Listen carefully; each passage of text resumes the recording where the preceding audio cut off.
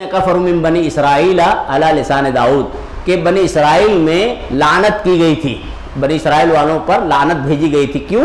हज़रत दाऊद की ज़बानी क्यों भेजी गई थी लानत? कि उन्होंने बिमा का अताउ बिमा यानी जो लोग शरकसी की और नाफरमानी इख्तियार कर बैठे, तो शरीयत से शरकसी करना या बगावत करना, अल्लाह रसूल की जो है खुले आम नाफरमानी करना, ये भी लानत का सबब बन सकता है। बहरहाल लानत की काफ़ी तवील तफसीर है जो आपने सुनी भी और अभी भी कुछ इशारतन मैंने बताई है।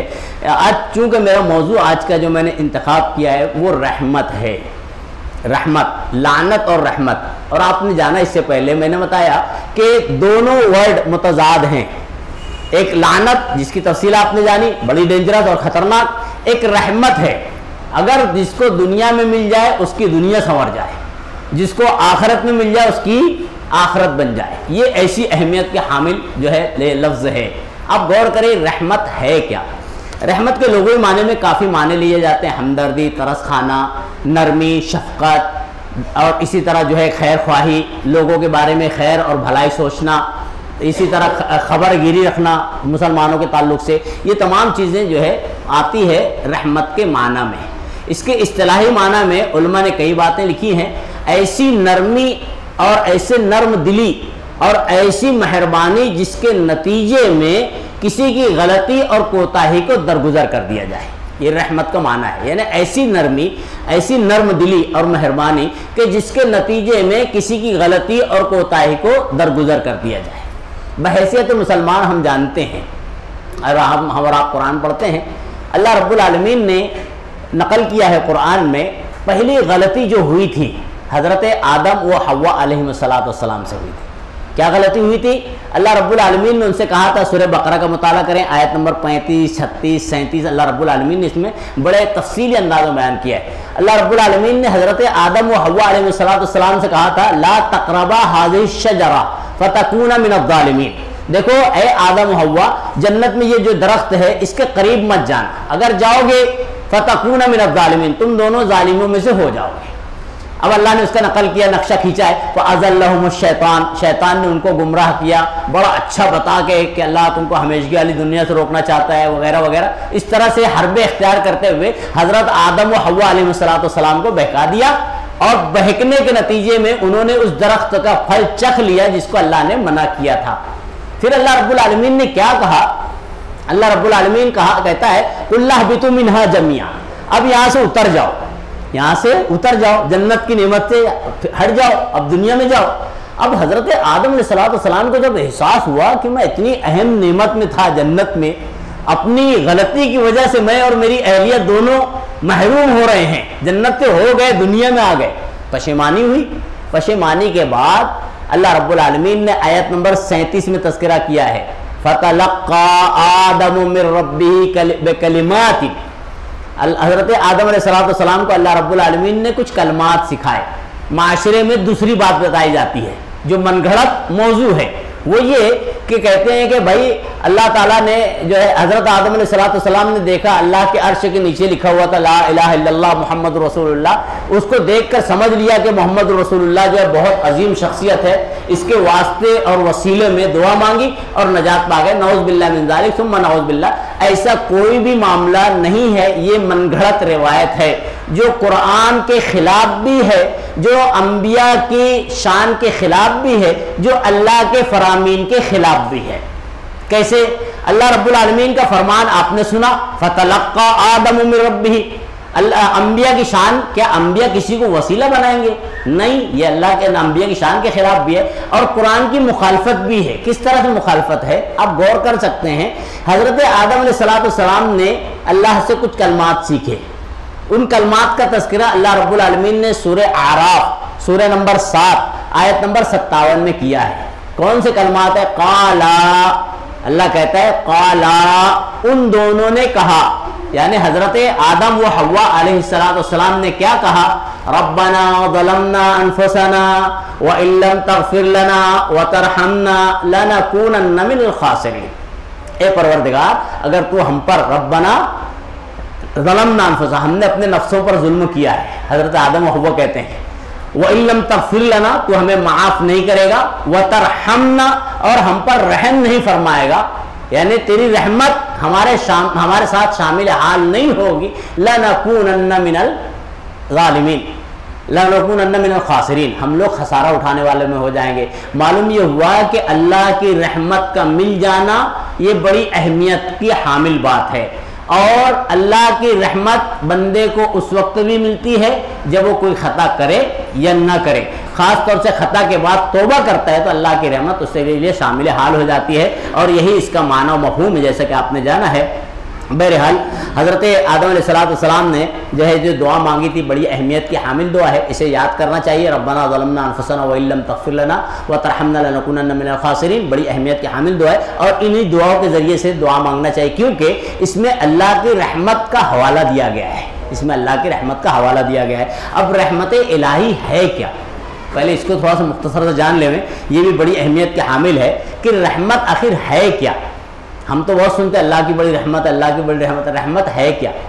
رحمت جیسے کہ معنی و مفہوم آپ نے سمجھا، یہ اتنی ہے کہ اللہ رب العالمین نے ہمیں پہلے انسان بنایا، یہ اللہ کی رحمت ہی ہے، اللہ کی رحمت ہی ہے کہ اللہ نے ہمیں انسان بنایا اور اتنی نعمتوں سے نوازا ہے کہ ہم اس کو گمان بھی نہیں کر سکتے، شمار بھی نہیں کر سکتے۔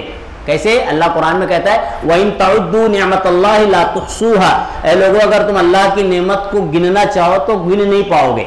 سورہ نحل سورہ نمبر 16 آیت نمبر 18 اللہ نے بات بیان کی ہے۔ اب ہم غور کریں کتنی نعمت ہے، سر سے لے کر پیر تک کے آدمی غور کرے تو 300 تقریباً روایتوں کے مطابق جوڑ ہے، ہر جوڑ امپورٹنٹ ہے، ہر جوڑ انسان کا امپورٹنٹ ہے۔ ایک جوڑ میں تو کچھ تکلیف ہو جائے تو پورا بدن جو ہے بخار میں مبتلا ہو جاتا ہے۔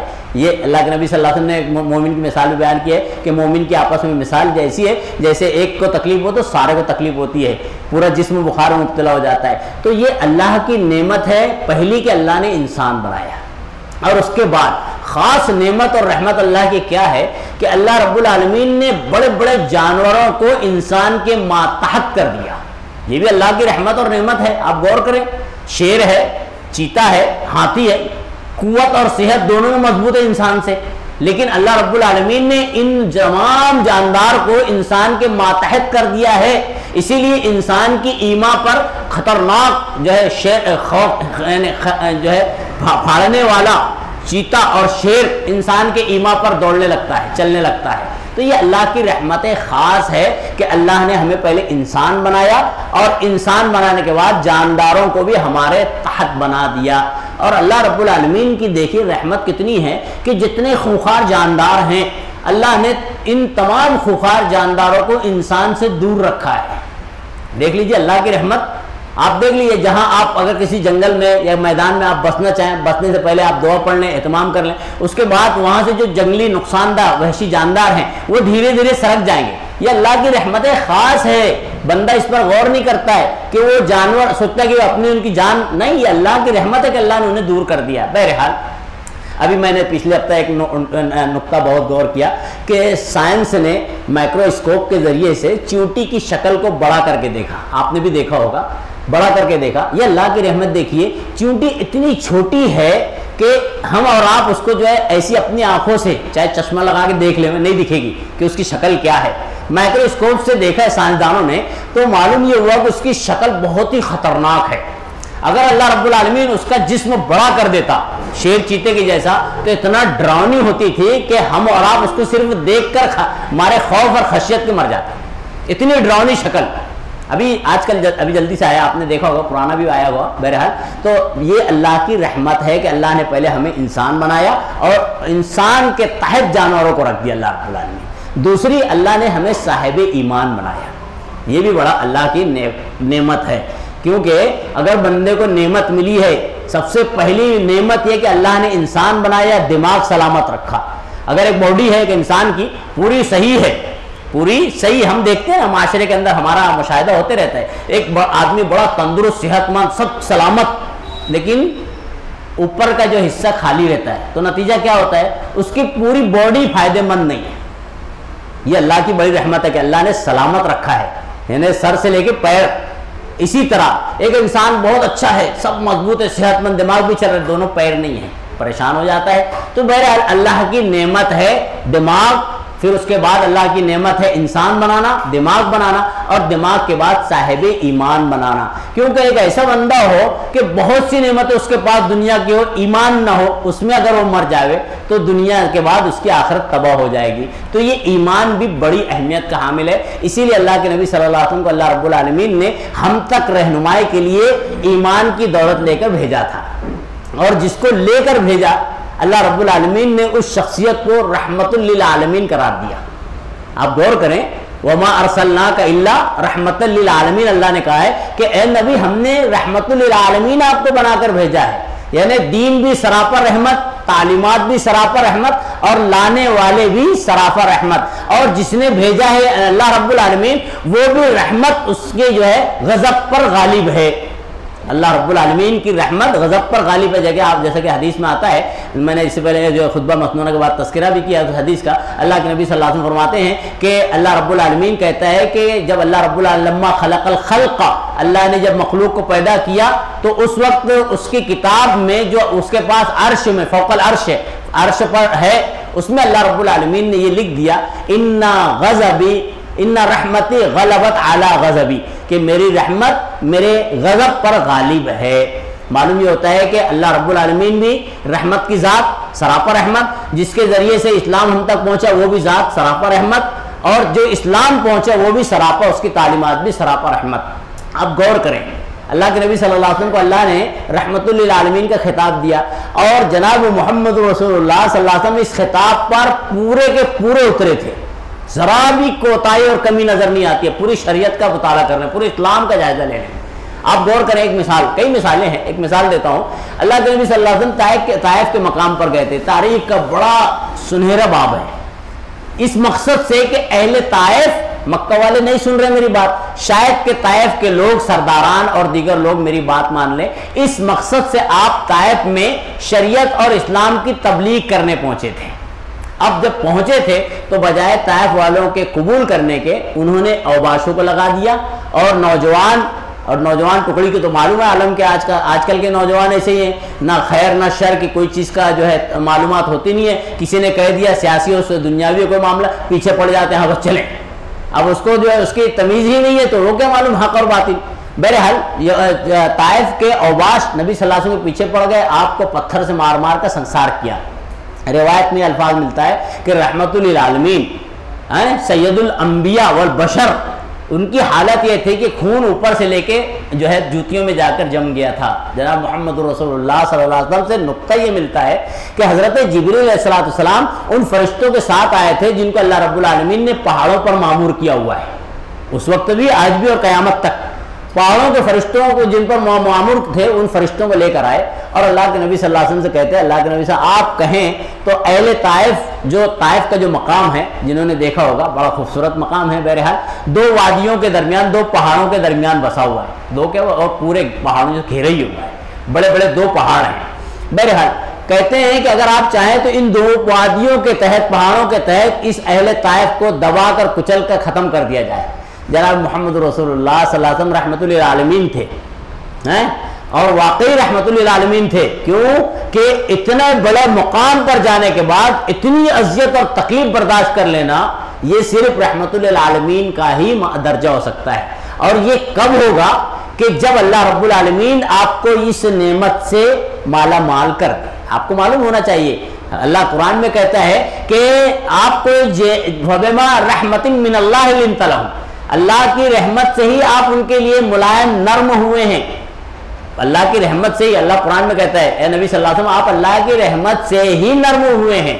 اگر آپ سخت دل، سخت زبان ہوتے، بد زبان ہوتے تو یہ لوگ آپ کے قریب آنے کے دور بھاگتے۔ اللہ نے قرآن میں تذکرہ کیا ہے، معلوم ہوا کہ آپ صلی اللہ علیہ وسلم بہت ہی نرم دل تھے، اور اتنے نرم دل کہ کہتے ہیں فرشتوں سے، اے فرشتوں نہیں، اہل طائف کو دباؤ مت، ان کو کچلو مت، مجھے امید ہے یہ لوگ نہیں مانتے ہیں تو ان کے بعد کی آنے والی نسل میری بات کو، شریعت کی بات کو مان لے گی۔ یہ جناب محمد رسول اللہ صلی اللہ علیہ وسلم تھے جو انسانوں کے ساتھ اتنی ہمدردی، دشمنوں کے ساتھ اتنی ہمدردی، یہاں تک کہ جاندار کے ساتھ بھی ہمدردی کرنے کا حکم دیا ہے۔ ایک نقطے پر آپ غور کریں، آج معاشرے کے اندر شوشہ پھیلایا جاتا ہے، خاص طور سے عید الاضحیٰ یا قربانی کے ایام جب آتے ہیں تو جو ہے ایسے لوگ جو نہ اسلام کو جانتے ہیں، نہ ان کی اپنی شریعت اور مذہب کو جانتے ہیں، اور نہ حقائق سے واقف ہیں، وہ لوگ شوشہ پھیلاتے ہیں، اور یہ جانوروں کے ساتھ زیادتی ہے، ظلم ہے، یہ تو بے وجہ قتل کر رہے ہیں۔ آپ غور کریں، اللہ کے نبی جناب محمد رسول اللہ صلی اللہ علیہ وسلم اس موقع پر کیا کہتے ہیں معلوم ہے؟ یہ وہ تھے شخصیت جو رحمت للعالمین تھے۔ ایک مرتبہ جو گزر رہے تھے، ایک اونٹ بلبلا رہا تھا، رو رہا تھا، جناب محمد رسول اللہ صلی اللہ علیہ وسلم کو اللہ رب العالمین نے اس وقت خصوصیت عطا کی تھی، آپ نے اونٹ کی زبان سمجھ لی، تو کہتے ہیں اللہ کے نبی صلی اللہ علیہ وسلم کس کا اونٹ ہے بھائی یہ؟ ایک صحابی آ کر کہتے ہیں اللہ میرا اونٹ ہے۔ بولے تم اس کو کھانا کم دیتے ہو، محنت زیادہ کرواتے ہو، یہ مجھ سے شکایت کر رہا ہے۔ یہ جناب محمد رسول اللہ نے ہمیں اسلام میں تعلیم دی ہے، اتنی رحمت، سراپر رحمت، جانوروں کے ساتھ رحمت۔ آپ نے کہا کہ اذا ذبحتم فاذبحوا، جب ذبح کرو تو اچھی طرح سے ذبح کرو، اور یاد رکھو چھری تیز کر لینا تاکہ ذبح کرتے وقت جانور کو تکلیف نہ ہو۔ یہ جناب محمد رسول اللہ رحمۃ اللہ عالمین کا فرمان ہے۔ آج لوگ کہتے ہیں کہ یہ قتل کرنا ہے۔ اگر آدمی ایسا سوچے تو سائنس اور ٹیکنالوجی کے دور میں ہم بیٹھے ہوئے ہیں۔ سائنس نے تحقیق کی ہے کہ جو نباتات ہیں، یعنی جو سبزی وغیرہ ہیں، اس کے اندر بھی جان ہوتی ہے، اس کے اندر بھی، سائنس کہتا ہے نا، اسلام تو کہتا ہی ہے، سائنس آج کہہ رہا ہے کہ جو نباتات ہیں، سبزی ہے، درخت پودے وغیرہ ہیں، اس کے اندر بھی جان ہوتی ہے، یہ جاندار ہیں، یہ جاندار ہے، اسی لیے ان کے اندر نسیں ہوتی ہیں، پانی چڑھتا ہے، خوراک پہنچتی ہے، بڑے ہوتے ہیں۔ یہ سائنس تحقیق کر رہا ہے، جو کہ اسلام میں پہلے ہی سے موجود ہے۔ بہرحال اب غور کرے ایک آدمی جو خاص طور سے یہ شوشہ پیدا کرتا ہے کہ یہ زیادتی ہے جاندار کے ساتھ، تو بھائی سبزی جو پودے ہیں یہ سب بھی تو جاندار ہیں، آپ انہیں بھی چھوڑ دیجئے کھانے۔ جاندار کے لیے آپ نے جانور کے تعلق سے شوشہ پیش کیا، یہ بھی تو جاندار ہے، سائنس کہہ رہا ہے۔ اسی طرح آپ غور کریں پانی پینے کے لیے، ہم پیتے ہیں دن رات، جو شوشہ پیش کرتے ہیں وہ بھی پیتے ہیں، بغیر اس کے پیے تو یہ جی نہیں سکتے نا۔ اب آپ غور کریں ایک آدمی جب بیمار ہوتا ہے تو ڈاکٹر اس کو کیا کہتا ہے؟ بھائی پانی ڈائریکٹ مت پیو، بلکہ گرم کر کے پیو۔ کیوں پیو گرم کر کے؟ کیونکہ سائنس کہتا ہے اس کے اندر جراثیم ہوتے ہیں، اس کے اندر جرثومے ہوتے ہیں، اور جب جرثومے آدمی بیمار آدمی اگر اندر پیے گا بغیر گرم کیے ہوئے تو مزید اور جرثومے بڑھ جانے کی وجہ سے بیماری بڑھ جائے گی۔ اس لیے ڈاکٹرز جو سائنس سے متعلق شعبے والے ہیں وہ کہتے ہیں کہ پانی گرم کر کے خاص طور سے بیمار کو پینا چاہیے تاکہ وہ جراثیم مر جائیں۔ معلوم یہ ہوا کہ پانی میں بھی سائنس بتاتا ہے کہ جراثیم ہے جس کے اندر جان ہے، بڑھتے ہیں، اور وہ ایک دو نہیں ہزاروں لاکھوں کی تعداد میں۔ تو پھر آپ ایک گھونٹ پانی پییں گے تو ہزاروں لاکھوں جاندار کو مار رہے ہیں، تو آپ کے لیے پانی پینا بھی حرام، صحیح ہے نا؟ کیونکہ جاندار کا آپ خیال رکھ رہے ہیں نا، کھانا سبزی وغیرہ کھانا بھی حرام، آپ اس کا بھی احتیاط کیجئے۔ تو پھر ایسے شوشہ پیش کرنے والا آدمی بھوکا پیاسا مر جائے گا، نہ پانی پی پائے گا نہ کھانا کھا پائے گا، کیونکہ سبزی میں بھی جان ہے، پانی میں بھی جان ہے، تو بچہ کیا بھائی آپ کے لیے؟ تو بلا وجہ کے شوشے بہرحال چھوڑے جاتے ہیں۔ جناب محمد رسول اللہ رحمۃ اللہ علیہ فرماتے ہیں کہ جب قتل کرو تو اس کے ساتھ انسان اچھا برتاؤ اختیار کرو، چھری کو تیز کر لو تاکہ اس کو کوئی تکلیف نہ ہو۔ بہرحال رحمۃ اللہ عالمین کا خطاب تھا اور آپ اپنے خطاب میں پورے کے پورے اترے تھے، جیسا کہ سیرت اور جو ہے تاریخ سے واقعات ملتے ہیں۔ بہرحال اس میں جو تفصیلات آتی ہیں رحمت کے تعلق سے، رحمت الہی جناب محمد رسول اللہ کا نبی بنائے جانا، نبی آخر زمان، یہ بھی رحمت ہے۔ اسی طرح جو ہے ہمیں دین کی توفیق ملنا، یہ بھی رحمت ہے۔ بدی برائی سے دوری اختیار کرنا، یہ بھی رحمت ہے۔ اور ہر نعمت جو انسان کو ملی ہے یہ سب رحمت ہی ہے، یہ رحمت ہی ہے۔ اگر آدمی اس کو رحمت مانے تو بہت اچھا، اگر رحمت جو نہیں ہے اس کو رحمت مانے تو بہت برا۔ آپ دیکھیے قرآن کا تذکرہ پڑھیں گے نا، قرآن میں دو تین واقعات آپ کو ملیں گے، اور ایسے تو قرآن میں اللہ رب العالمین نے عبرت کے بہت سے واقعات نقل کیے، نصیحت کے بہت سے واقعات ملیں گے۔ دو تین واقعات کی طرف اشارہ دیتا ہوں بس۔ قرآن کا مطالعہ کرنے سے ایک واقعہ ملے گا آپ کو کہ اگر کوئی آدمی رحمت الہی کو رحمت نہ تصور کرے تو اس کا انجام کیا ہو سکتا ہے، اس کی خطرناکی کیا ہے۔ رحمت حضرت جناب محمد رسول اللہ صلی اللہ علیہ وسلم کی حدیث میں بھی ملتا ہے، اللہ نے قرآن میں بھی نقل کیا ہے کہ موسیٰ علیہ السلام کے دور میں ایک شخص مشہور گزرا ہے جس کا نام قارون ہے۔ آپ جانتے ہیں قارون کو اللہ رب العالمین نے اتنا بڑا خزانہ دیا تھا، تاریخ میں ملتا ہے، قرآن اشارہ دیتا ہے کہ اس کے خزانے کے جو لاکرز تھے، جس میں وہ خزانہ رکھا ہوا تھا، اس کی چابی اٹھانے والے 1000 لوگ تقریباً، کم و بیش 1000 لوگ، صرف چابی اٹھانے والے. اتنی بڑی نعمت اللہ رب العالمین نے اس کو دی تھی. اب اس کے بعد اس کے جو حواری تھے، قارون کے ساتھی، اس سے کہتے ہیں کہ بھائی آپ ایک کام کریں، اللہ نے اتنی نعمت آپ کو دی ہے، اللہ کی اتنی رحمت آپ کے اوپر ہے، کچھ اللہ کے لیے خیر خواہی کے طور پہ خرچ بھی کیا کریں. تو قارون اپنے ساتھیوں سے کہتا ہے انی اوتیتہ علی علم عندی، یہ یاد رکھنا یہ جو مجھے ملا ہے یہ میرے اپنے علم کے بدولت مجھے ملا ہے. یعنی رحمت کو اگر رحمت آدمی تصور نہ کرے تو یہ آفت بن جاتی ہے. اس نے اللہ کی رحمت کا انکار کرتے ہوئے کہا تھا کہ یہ اللہ کی رحمت نہیں بلکہ میں نے اپنے علم، جیسے آج ہمارے معاشرے میں نا بیٹا کہتا ہے باپ سے آپ نے تو کچھ کیا نہیں کیا، سب تو میں نے کیا، میرے علم کے بدولت ملا، میری طاقت کے بدولت ملا، آپ کو تو کچھ معلومات ہی نہیں تھی. ارے معلومات نہیں تھی اگر والد کو تو والد تمہیں اس مقام پہ لاتے ہی نہیں تھے. بات سمجھ رہے ہیں؟ معلومات تھی جبھی تو آپ اس مقام پر آگے والد سے کہہ رہے ہو کہ آپ نے کچھ کیا ہی نہیں، یہی تو کیا کہ آپ اتنے بڑے ہو گئے. اب اس کے بعد آپ کہیں والد سے کوئی معلومات نہیں تھی. بہرحال آدمی تکبر میں مبتلا ہو جاتا ہے، خاص طور سے نوجوان طبقہ بہت محتاط رہنا چاہیے. تو یہ تکبر کا نتیجہ تھا، رحمت الہی کا انکار کر دینا. وہ کہہ رہا تھا نہیں یہ میرے اپنے علم کی بدولت ملا ہے، اللہ کی رحمت نہیں ہے. نتیجہ کیا ہوا؟ آپ قرآن کا مطالعہ کریں. اللہ رب العالمین نے فَخَسَفْنَاهُ وَبِدَارِهِ الْأَرْضَ، اللہ کہتا ہے کہ ہم نے اس کو اس کی زمین کے ساتھ، کافی کشادہ زمین کا مالک تھا اور جو ہے بہترین باغ بنا کے رکھا تھا اور اتنا مالدار تھا، اللہ کہتا ہے پوری زمین جائیداد کے ساتھ اللہ نے اس کو خسفنا، زمین کے تحت دبا دیا، یعنی دھسا دیا اللہ رب العالمین. تو اگر کوئی رحمت کو رحمت نہ تصور کرے نا تو اللہ رب العالمین کے عذاب میں بھی گرفتار ہو سکتا ہے. یہ سوچنا چاہیے بندے مومن کو بس اللہ کی رحمت ہے، جس حال میں اللہ نے رکھا ہے اللہ کی بڑی رحمت ہے. جناب محمد رسول اللہ کا فلسفہ ہمیشہ ذہن نشین رہنا چاہیے. کیا معلوم آدمی جو ہے نا کچھ تکلیف میں آتا ہے انسان تو کہنے لگتا ہے ارے یار بڑی تکلیف ہے مجھے، اور پھر بعض لوگوں سننے میں سب تکلیفیں مجھ کو ہی کیوں ملی، مجھے کیوں نہیں نعمتیں ملی ہیں. ارے یہ بیوقوفی ہے. جناب محمد رسول اللہ صلی اللہ علیہ وسلم کا فلسفہ ہے بڑا شاندار ہے. نبی کریم صلی اللہ علیہ وسلم فرماتے ہیں انظروا الی من ہوا اسفل منک ولا تنظر الی من ہوا فوقک منک فهو اقدر الا تصدر نعمت اللہ علیک. کتنا بہترین فلسفہ ہے. جناب محمد رسول اللہ کہتے ہیں کہ بندے کو اپنے ماتحت کی طرف دیکھنا چاہیے. کس کی طرف دیکھنا چاہیے؟ اگر آدمی اپنے ماتحت کی طرف دیکھے گا تو کبھی ناشکری کے الفاظ نہیں نکلیں گے، ہمیشہ اللہ کا شکر گزار رہے گا. اور اگر جس وقت وہ بجائے ماتحت نیچے کے اوپر کی طرف دیکھے گا ہر وقت اس کے ناشکری کے ہی الفاظ ملیں گے، کیونکہ اس نے فلسفہ اسلام کو سمجھا ہی نہیں. اگر آدمی اپنے ماتحت کی طرف دیکھے تو کیا فائدہ ہوگا معلوم؟ الحمدللہ اللہ نے مجھے وہ چیز سے بچایا جو اس کو مبتلا کی ہے. اللہ کی تعریف ہے، اللہ نے اس کو فلاں مرض میں مبتلا کیا، مجھے نہیں کیا.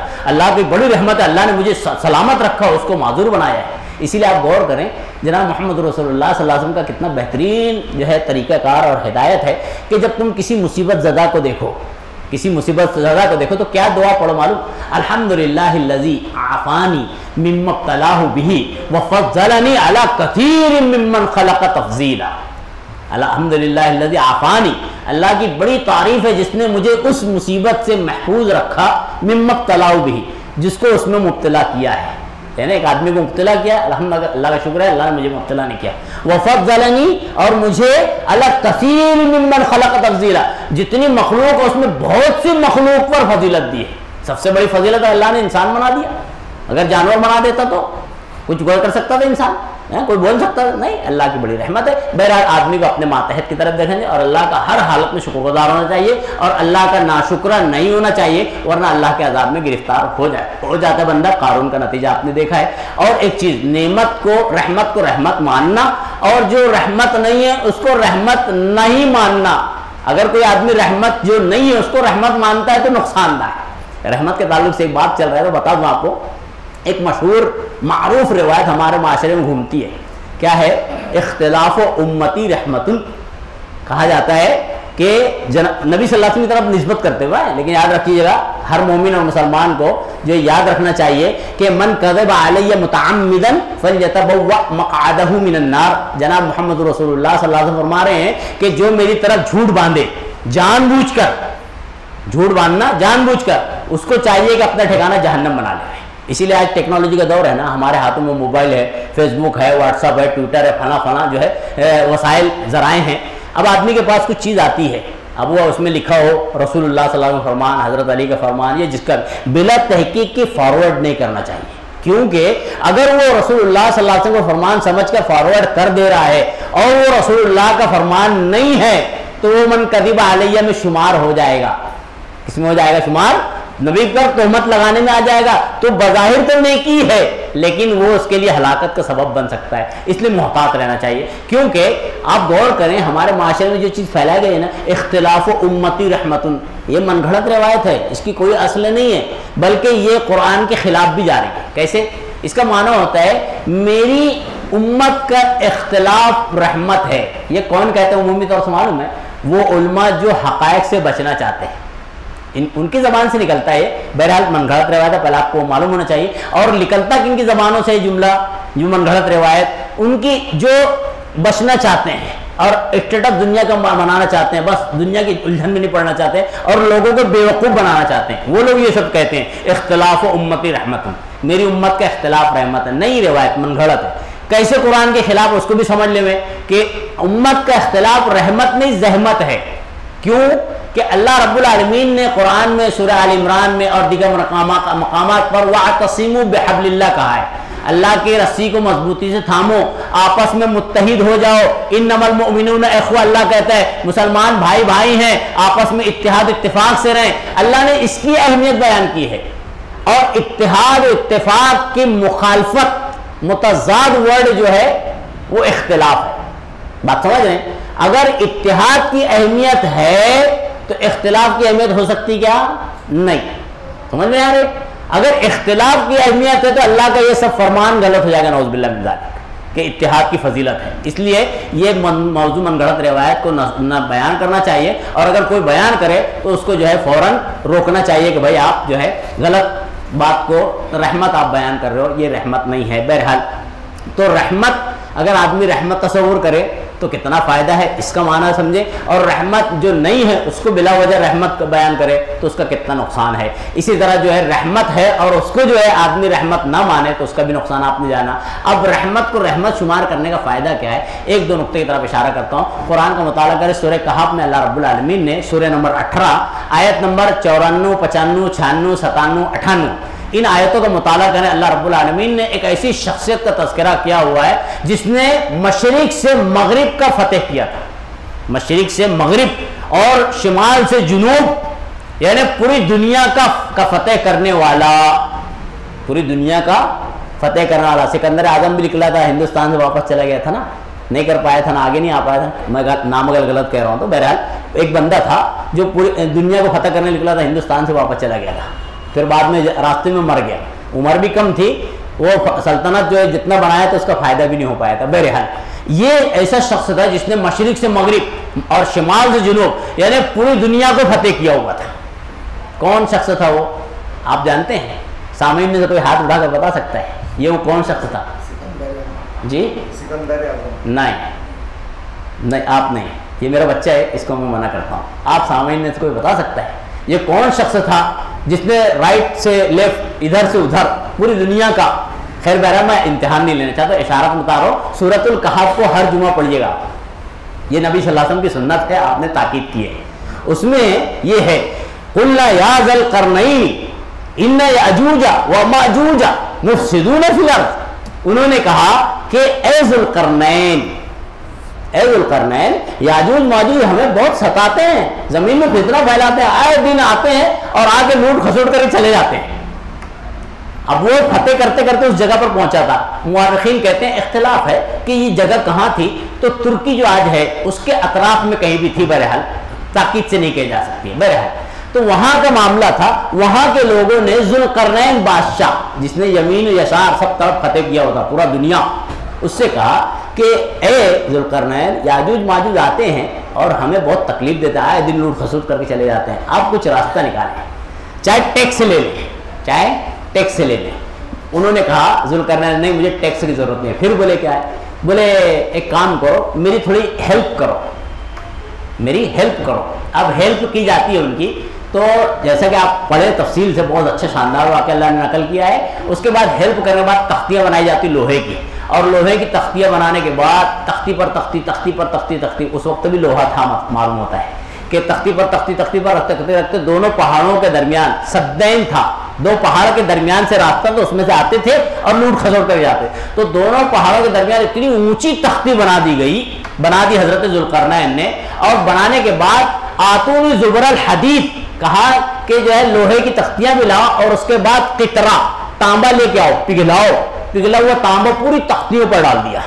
جب تختیوں پر تانبا چلا گیا تو ایک دم مضبوط دیوار بن گئی، اور کہا ھذا رحمت من ربی. اتنا پاورفل انسان کیا کہہ رہا معلوم ہے کہ یہ جو میں نے بنائی ہے دیوار بہت مضبوط ہے، اب یاجوج ماجوج توڑ نہیں پائیں گے، اس کو اوپر سے پھلانگ کر بھی نہیں آ پائیں گے. لیکن یاد رکھنا ھذا ما من رحمت ربی، یہ میرے پروردگار کی رحمت ہے، یعنی اللہ کی رحمت سے میں نے یہ کام کیا ہوا ہے. میری اپنی طاقت نہیں ہے، میری قوت، میری بساط نہیں ہے کہ میں کر پاؤں، بس یہ پروردگار کی رحمت ہے کہ میں مشرق سے مغرب اور اس کے بعد یہ دیوار سب بنائے، اللہ کی رحمت ہے. کون کہہ رہا ہے؟ وہ شخص ذوالقرنین جو مشرق سے مغرب، شمال سے جنوب فتح کر چکا تھا. اس نے کہا یہ میری رب کی رحمت ہے. آج انسان کو تھوڑی سی نعمت ملتی ہے تو بولتا ہے میں فلاں ہوں اور یہ فلاں ہے اور وہ فلاں ہے، اور اس کے بعد فلاں کو جو ہے گرا کر ٹھکرا کر دیکھتا ہے. یہ وہ شخص تھا جس نے مشرق و مغرب فتح کیا تھا. ایک اور شخص تھے جن کا نام ہے حضرت سلیمان علیہ السلام. قرآن کا بغور مطالعہ کریں، بڑا اہم نقطہ ملتا ہے. سورہ نمل ہے، اللہ رب العالمین نے چیونٹی کا نام رکھتے ہوئے جو ہے سورہ کا نام رکھا ہوا ہے. نمل کے معنی چیونٹی ہوتا ہے. حضرت سلیمان علیہ السلام کو اللہ رب العالمین نے کیا پاور دی تھی معلوم ہے؟ حکمت تو دی تھی. حکومت صرف انسانوں پر نہیں، جنات پر بھی تھی. حکومت صرف انسان جنات پر نہیں بلکہ چرند پرند جانوروں پر بھی تھی. اور یہاں تک کہ اللہ نے ان کے حق میں ہوا کو کر دیا تھا، یعنی ان کے اشارے پہ ہوا بھی چلتی تھی. حضرت سلیمان علیہ السلام. اس کے بعد ایک مرتبہ حضرت سلیمان علیہ السلام گزر رہے ہیں. گزرنے کے بعد جب ایسی جگہ سے گزرتے ہیں، ایسے میدان سے کہ چیونٹیوں کا قافلہ ہوتا ہے. حضرت سلیمان آپ دیکھو فتبسما اللہ نقل کرتا ہے. چیونٹی جو ہے جب قافلے کا جو سردار ہوتا ہے چیونٹیوں کا، وہ دیکھ لیتا ہے کہ سلیمان علیہ السلام اپنے لاؤ لشکر کے ساتھ آ رہے ہیں. اپنے جو ان کے دیگر لوگ ہوتے ہیں، سردار کہتا ہے دیگر چیونٹیوں سے، جو قافلہ ہوتا ہے چیونٹیوں کا، کہ اے چیونٹیاں تم اپنے اپنے بلوں میں چلے جاؤ. کیوں؟ کہ سلیمان اپنے لاؤ لشکر کے ساتھ آ رہے ہیں علیہ السلام. ہو سکتا ہے لا علمی میں، بے شعوری میں، بہت اہم نقطہ ہے، بے شعوری میں تمہیں رون نہ ڈالے. بڑا اہم نقطہ ہے، مسلمانوں کو سوچنا چاہیے. سلیمان علیہ السلام اللہ نے جن کو اتنی قوت دی تھی، اتنی پاور دے دی تھی، حکومت، حکمت، ان کے بارے میں چیونٹی سبق دے رہی ہے ہمیں. کیا دے رہی ہے معلوم؟ سبق کہ یقین مانو ہو سکتا ہے کہ بے شعوری میں، بے خبری میں سلیمان تمہیں رون نہ ڈالے. یعنی حضرت سلیمان علیہ السلام بھی عالم الغیب نہیں تھے. بات سمجھ رہے ہیں؟ نقطہ کتنا اہم مل رہا ہے، چونٹی لے رہی ہے. حضرت سلیمان علیہ السلام عالم الغیب نہیں تھے. عالم الغیب ہوتے تو چونٹی کا جملہ نہیں رہتا کہ بے خبری میں سلیمان، کیونکہ سلیمان کو خبر ہوتی تھی نا علیہ السلام. لیکن چونٹی سبق دے رہی ہے کہ بے خبری میں سلیمان ہمیں رون نہ ڈالے، اس لیے چونٹیوں تم لوگ اندر اندر چلے جاؤ. چونٹی کا جملہ سننے کے بعد حضرت سلیمان علیہ السلام کا اللہ نے جملہ نقل کیا ہے فتبسما. یہ سن کر حضرت سلیمان علیہ السلام مسکرائے. مسکرا کر کیا دعا کرتے ہیں؟ ربی اوزعنی ان اشکر نعمتک التی انعمت علی وعلی والدی. اللہ تیرا شکر کروں میں، ایسی مجھے توفیق دے. اور یہ تیرا میرے اوپر بھی تو نے رحمت کی، میرے والدین پر بھی رحمت کی. اللہ یہ جو نعمتیں ہیں، مجھے یہ نعمت جو ملی ہے، یہ سب میرے پاور میں جو ہیں، یہ اللہ تیری رحمت ہے. تو بندے کو جو بھی نعمت ملے اس میں ہر وقت تو یہ سوچنا چاہیے کہ اللہ کی رحمت ہے. اور اگر بندہ یہ نہ سوچے تو پھر جو ہے آفت میں مبتلا ہو جاتا ہے، اس کو اللہ کے جو گرفت اس کو پکڑ لیتی ہے، جکڑ لیتی ہے. بہرحال رحمت کے مستحق کون کون لوگ ہیں؟ وقت ختم ہونے پہ چند باتیں اشارت میں بتاتا ہوں. تفصیلی باب ہے اور تفصیلی موضوع بھی ہے. بہرحال جتنی باتیں ہو سکتی ہیں میں اس کو سمیٹنے کی کوشش کرتا ہوں، نہیں تو اپنی بات انشاءاللہ پھر موقع سے اور رکھی جائے گی. اللہ رب العالمین نے توفیق دیے اور موقع دیا تو انشاءاللہ. اللہ کی رحمت کے مستحق لوگ کون ہیں، یعنی رحمت الہی کا حصول کنہیں ہوتا ہے، کون ایسے لوگ ہیں جن کو اللہ کی رحمت آسانی سے ملتی ہے، اللہ کی رحمت جن پر ہوتی ہے۔ عمومی طور پہ تو اللہ سب پر رحم کرتا ہے، کیونکہ اللہ رحمان ہے اور اللہ رحیم ہے۔ آپ کو نقطہ معلوم ہے، الرحمن اور رحیم، بڑا مہربان نہایت رحم کرنے والا، یہی ترجمہ کرتے ہیں نا۔ اس کا معنی دونوں الگ ہے، اور دونوں کے بارے میں مفسرین نے الگ الگ باتیں کی ہے۔ اللہ رحمان ہے، رحمان فعلان کے وزن پہ ہے، فعلان کا معنی ہوتا ہے جیسے عطشان، فعلان کے وزن پہ عطشان ہے، یعنی جو بہت شدید پیاسا، ایسے رحمان ہے جس کی محبت ٹھاٹے مارتے سمندر کی طرح، بات سمجھ رہے، جس کی رحمت وہ ہے رحمان۔ اللہ رحمان بھی ہے، رحیم بھی ہے۔ اللہ رحمان دنیا میں تمام لوگوں کے لیے، یعنی مومن ہو، اللہ پر یقین کرنے والا ہو کہ نہ ہو، اللہ کا انکار کرنے والا ہو کہ نہ ہو، سب پر اللہ کی رحمت ہے۔ یہ کون کہتا ہے؟ قرآن میں اللہ نے کہا ہے۔ حضرت ابراہیم علیہ السلام نے جب کعبۃ اللہ کی بنا دوبارہ بنائی تھی، اور اس کے بعد جب تعمیر مکمل ہو گئی، اللہ رب العالمین سے دعا کرتے ہیں کہ اے پروردگار اس کے اطراف میں برکت عطا کر، اس کے اطراف میں برکت عطا۔ اور ہم دیکھ رہے ہیں ابراہیم علیہ السلام کی دعا نبیوں کی دعا رہی ہے نا، اور ہے بھی، نتیجے دیکھتے ہیں ہم لوگ۔ بہرحال اللہ رب العالمین جو ہے سب کو سلامت رکھے۔ تو خیر دعا کرتے ہوئے جب حضرت ابراہیم علیہ السلام جو اتنی دعا کرتے ہیں کہ اللہ اس کے ماننے والوں، اس کے جو ہے اطراف میں برکت عطا فرما، تو اللہ رب العالمین کہتے ہیں ومن کفر، اے ابراہیم بتا جس نے کفر کیا اس کے بارے میں تم کیا کہتے ہو؟ حضرت ابراہیم علیہ السلام خاموش ہو جاتے ہیں، تو اللہ کہتا ہے فَأُمَتِّعُهُ قَلِيلًا، اس کو بھی میں دنیا میں دوں گا، اس کو بھی فائدہ پہنچے گا۔ یعنی اللہ کی رحمت مومن کے ساتھ ساتھ دیگروں پہ بھی، اور بسا اوقات تو آدمی غور کرے دیگروں کو زیادہ ہے، مومنوں کو کم ہے۔ کیوں؟ اللہ کے نبی صلی اللہ علیہ وسلم نے اس کی وجہ بھی بتائی تھی۔ صحابہ کرام نے یہ اعتراض اس وقت کیا تھا، آج سے 1400 سال پہلے، اللہ کے نبی صلی اللہ علیہ وسلم یہ اللہ کو مانتے نہیں اور اس کے بعد یہ اتنی نعمتیں، تو نبی صلی اللہ علیہ وسلم نے بتایا لہم فی الدنیا، ان کے لیے نعمتیں جو ہے نا اللہ کی رحمت دنیا تک ہے، وَلَكُمْ فِي الْآخِرَةِ، تمہارے لیے آخرت میں بھی ہے اور ان کے لیے آخرت میں نہیں ہے۔ بات سمجھ رہے ہیں؟ اللہ رحمان ہے دنیا میں، لیکن اللہ رب العالمین کی رحمت مومنوں کے ساتھ ہوگی آخرت میں۔ کفر کرنے والا، انکار کرنے والا، شرک کرنے والے، نفاق میں مبتلا لوگوں کے ساتھ اللہ کی رحمت نہیں ہوگی۔ اسی لیے جو ہے اللہ رب العالمین کے رحمت کے مستحق وہ لوگ ہوں گے جو ایمان والے ہوں گے۔ سب سے پہلے اللہ اور اس کے رسول کے اطاعت گزار ہوں گے۔ اگر اللہ اور اس کے رسول کے اطاعت گزارتا ہوا کوئی بندہ گزرے گا، اس کی موت ہو جائے گی، تو اللہ کی رحمت دنیا میں بھی ہوگی اور انشاءاللہ اللہ کی رحمت آخرت میں بھی ہوگی۔ لیکن شرط یہ ہے کہ وہ اللہ کے ساتھ شرک نہ کرے، کیونکہ اگر شرک کرتا ہوا کوئی بندہ گزر جائے اور اس کے بعد اس کی بہت سی نیکیاں ہوں، تو یہ نیکیاں اس کے کام آنے والی نہیں ہے، اور اللہ کی رحمت اس کے ساتھ شامل حال قیامت میں نہیں ہوگی۔ اور یہ بھی نقطہ آپ نے گزشتہ درس میں جانا کہ بغیر اللہ کی رحمت کے کوئی بندہ جنت میں داخل ہونے والا نہیں ہے، یہاں تک کہ جناب محمد رسول اللہ صلی اللہ علیہ وسلم نے اپنے بارے میں بھی کہا تھا ولا انا، میں بھی بغیر اللہ کی رحمت سے جنت میں داخل ہونے والا نہیں ہوں۔ نقطے پر امت کو غور کرنا چاہیے۔ اللہ کے نبی کہتے ہیں کہ الا ان یتغمدنی اللہ برحمہ، جب تک اللہ مجھے اپنی رحمت میں داخل نہ کرے میں بھی جنت میں داخل ہونے والا نہیں ہوں، اللہ کی رحمت کے بغیر، اپنے عمل کے نتیجے میں۔ تو یہ سوچ لے ہوئے کہ آج جو لوگ جو ایرے گہرے نتھو خیرے اٹھ کے کہتے ہیں کہ فلاں کا دامن پکڑ لو نجات پا جائیں گے، یہاں تک کہ قبر کے تعلق سے لوگوں نے مذاق اڑایا ہے۔ قبر میں جو ہے نعوذ باللہ من ذالک، ایک بندے کے پاس آتا ہے ایک بندہ اور کہتا ہے منکر نکیر آ کے پوچھتے ہیں من ربک، کا جواب دیتا ہے۔ کتنی بے وقوفی اور بھونڈی بات، اور لوگ کیسے قبول کر لیتے ہیں۔ وہ کہتا ہے میں شیخ عبد القادر جیلانی کا دھوبی ہوں، نعوذ باللہ من ذالک۔ اس کے بعد جو ہے معاملہ بڑا کنفیوژن ہو جاتا ہے، فرشتے سے اللہ کہتا ہے کہ یہ میرے چاہنے والا ہے، اور جو اس کے چاہنے والے سب کی مغفرت، نعوذ باللہ من ذالک۔ یہ بیچ میں کا جو ڈیسیژن جو بات ہوئی ہے، ڈسکشن کیا کہتے ہیں انگلش میں، جو ہوا ہے، اس کو بیچ ان کے پاس لا کر دینے والا کون ہے؟ کوئی فرشتہ ہے کیا؟ اب فرشتہ تو ہوں گے نہیں، تو بچہ کون پھر؟ ایک تو دو ہی وسیلہ ہے، ایک فرشتہ نہیں تو شیطان۔ معلوم ہوتا ہے کہ یہ شیطان کے ماننے والے ہیں، اور ان کے پاس یہ سب باتیں لا کے کون دینے والا ہے؟ شیطان۔ استغفر اللہ، اللہ محفوظ رکھے بے بدعقیدیوں سے۔ بہرحال مسلمانوں کو ہوش کے ناخن لینا چاہیے۔ اللہ کی رحمت کے مستحق لوگ ہوئے ہیں جو اللہ اور اس کے رسول سے سچی محبت رکھتے ہوں اور محبت کے ساتھ اطاعت کرتے ہوں۔ یہ بات اللہ نے قرآن میں کہی ہے، اطیعوا اللہ و اطیعوا الرسول لعلکم ترحمون، تاکہ تم پر رحم کیا جائے۔ दूसरी चीज़ जो है मुत्तकी और परहेजगार लोग भी अल्लाह की रहमत के मुस्तहिक होंगे। मैंने एक नुक्ता जो बताया था, जो शिरक करते हुए जो गुजर जाएगा उस पर अल्लाह की रहमत नहीं होगी। नुक्ता आप कुरान से ले सकते हैं, दलील कुरान में मौजूद है, अहदीस में तो कई अहदीस है, दलील कुरान में मौजूद है। हज़रत नूह अलैहिस्सलाम को आप जानते हैं, एक नबी थे, उलुल अज़्म पैगम्बर हैं और सहीफ़ा उनको मिला था, नबी रसूल थे।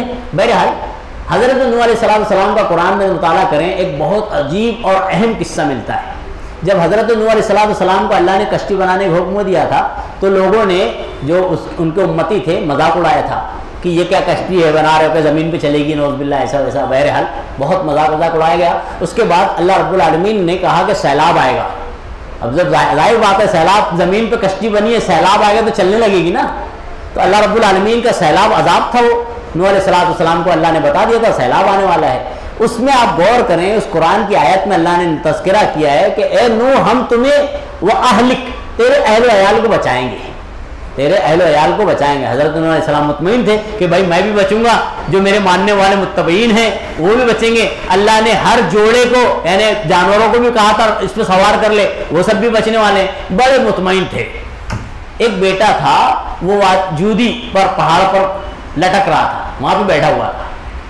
सैलाब आया तो हज़रत नूह अलैहिस्सलाम ने कहा बेटे आ जा, ला आसिमल यौम मिन अम्रिल्लाह, आज के दिन अल्लाह के अजाब से कोई बचने वाला नहीं, जितने सवार हैं जो इस कश्ती पर है वही बचने वाले हैं। तो उसने क्या कहा था बेटे ने कि मैं आज के दिन पहाड़ जूदी पर बचकर अपने आप को बचाऊंगा, यहाँ बैठ कर ऊंचाई पर, सैलाब यहाँ तक के नहीं आएगा। बहरहाल वहाल बैनहुमुल मौज फकान मिनल मुग़रिमीन, कुरान का तर्जुमा बगौर पढ़े। अल्लाह कहता है कि बेटे और बाप के दरमियान मौज आई, तूफान आया, सैलाब आया, फकान मिनल मुग़रिमीन, डूब गया। जब डूब रहा है बेटा, नूह अलैहिस्सलाम का लख्त जिगर हकीकी बेटा है ना, उनका खून है, दर्द तो होगा, और नबी है वक्त के, और अल्लाह ने कहा है कि तेरे अहल अयाल बचने वाले हैं। अब यहाँ पे तो नूह अलैहिस्सलाम का बेटा, अपना लफ्ते जिगर हकीकी बच्चा, तो अल्लाह रब्बुल आलमीन से, अल्लाह से दुआ करते हैं, अल्लाह रब्बुल आलमीन तूने उससे वादा किया था तेरे अहल अयाल, पर ये मेरा बेटा है।